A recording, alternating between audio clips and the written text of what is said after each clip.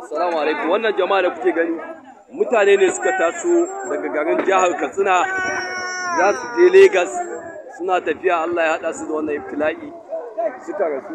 Ina akwai yan uwa waɗanda suka san yan uwansu daga Katsina sun kamo hanya zuwa Legas, to a taimaka ga sunan damu watso yanzu kowa ya gani. Akwai waɗanda sun rasa rayuwarsu, akwai waɗanda kuma suna neman agaji na gaggawa. Za mu tura waɗanda suka gani su tura ma jama'a 'yan uwa musulmi. Wayannan daga jihar Katsina suke, wasu ma Allah ya anshi rayuwarsu, wayansu kuma suna neman taimako na gaggawa.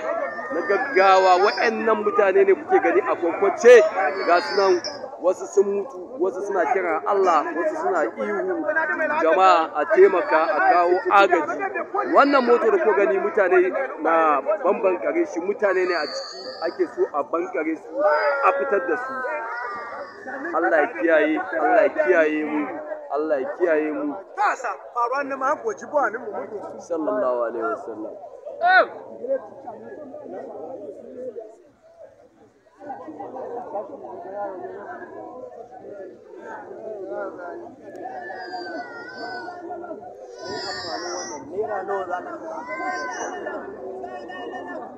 Ana neman agaji.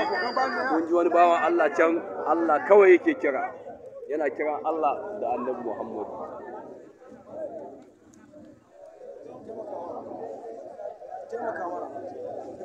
Dan Allah mutanenmu a guji hawa irin waɗannan. Jama'a wannan Allah na nuna mana ne mu dinga kiyaye rayuwarmu, a daina hawa moto open body, ana hawa moto kamar yadda ake zubo awaki. Jama'a mu dinga ma kanmu kiyaman laili. Wallahi yanzu ku duba irin asarar rayuwa da aka yi na jama'a, badda dabbobi da suka mutu. Jama'a mu kiyaye, mu dinga kishin rayuwarmu. Wayanda suka mutu kuma Allah ji kan lahirarsu, mu kuma Allah ya kiyaye mu. Wannan ma ya tafi, wannan tintini ma ya tafi, wannan ya rasu tintini.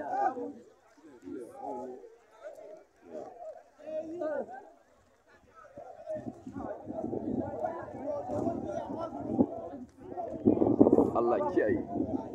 Jama'a musulmi Hausawa mu shiga taitaye mu da irin hawa irin wayannan motoci.